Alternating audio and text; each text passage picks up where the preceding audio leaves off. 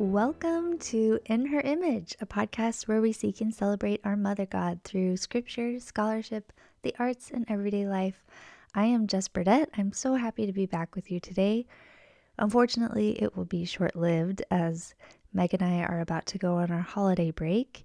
We will miss you, and we will also be creating beautiful content for the months ahead, so don't go too far.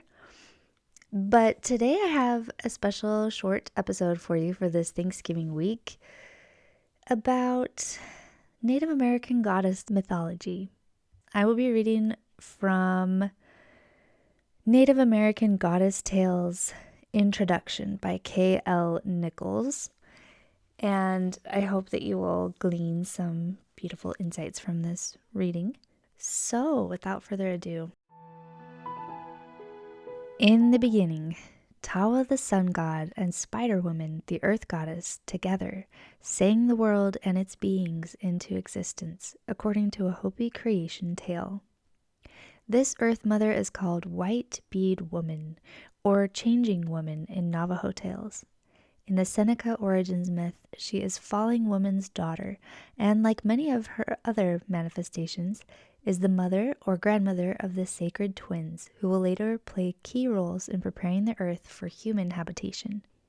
After the humans arrive on the scene, the sacred earth mother often takes the more specific form of Selu, the Corn Goddess of the Cherokee and other southeastern tribes, or the shape-shifting white buffalo woman of the plains tribes like the Sioux.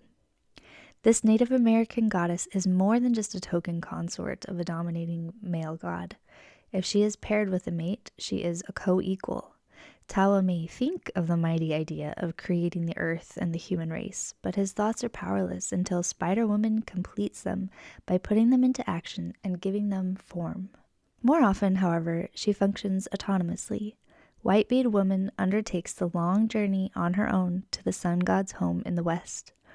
Along the way, she creates mountains and other topographical features of the southwest while her mate is traveling high in the sky, shedding his light on the earth.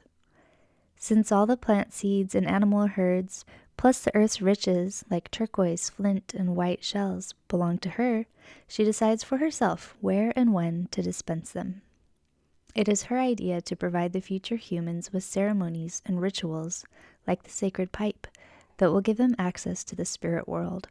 And she teaches the people practical skills, like how to use fire for cooking and warmth, how to make clay pots for eating and storage, how to weave cloth, and how to organize their tribal societies, the necessary practical arts for a new civilization, in other words. Although the Earth Mother is sometimes described as being married to the great hunter god, Kanati, she is often the one who actually teaches the human hunter how to improve his hunting skills, or she brings the buffalo herds to the starving people. However, it is in her agricultural role as Selu the Corn Goddess that she is often most respected. Being the corn itself, also the beans, squash, and tobacco, she is willing to sacrifice her life to save her children from starvation. If they follow her instructions about how to plant and bury her each season, Selu, the corn seed, will be reborn annually as the harvest crop. More generally, as Changing Woman, the Earth Mother is the perpetually renewing natural cycle of the changing seasons, summer and winter, while the sun god represents the cosmic cycle, daylight, darkness.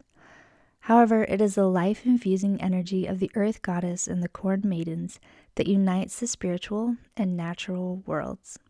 As a result, her children consider her to be a beautiful and dynamic spirit being whose fertility sustains and annually renews the earth and tribal society.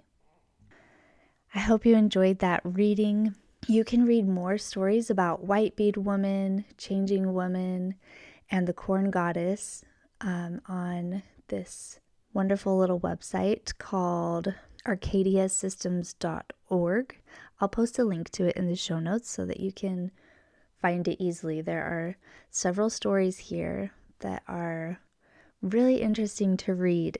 I know that was just a little sample, a little taste, and hopefully we'll be hearing some more stories from Native American culture And you can obviously do some research yourself and find some of these awesome stories. We have a previous episode with Kayla Gisman about Spider Woman, or Grandmother Spider, that is fun to go back and listen to. That is episode 27. And a great book you could pick up is Braiding Sweetgrass. I haven't read it myself yet, but my co-host Meg highly recommends it, as do many, many others. Thank you for listening today. If you heard any little baby noises in the background, that's because there is a baby in the background. My little baby boy was born 4 weeks ago, and we are just soaking in every moment with him. I am so grateful to have Meg as my co-host on the podcast. I hope you've been enjoying this series of learning the legends and traditions and folk tales and stories of these different cultures from around the world and how they have viewed and worshipped the goddess and the stories that they have told of her. And I hope that you're learning about yourself in the process. We have more stories when we come back. And if you know of any stories or anyone who has stories, we would love to hear them. So please reach out to us. Let us know how you're liking this series. Let us know if you have any suggestions or recommendations on people to interview. You can email us at inherimagepodcast@gmail.com. You can message us on our podcast website, anchor.fm/inherimage. Super important side note, while you're there, please, if you feel so inclined, sign up to send us a monthly small monetary donation so that we can continue providing this podcast for you. We need to earn enough money to repurchase our Zoom account so that we can continue to interview amazing guests, and your support is greatly appreciated.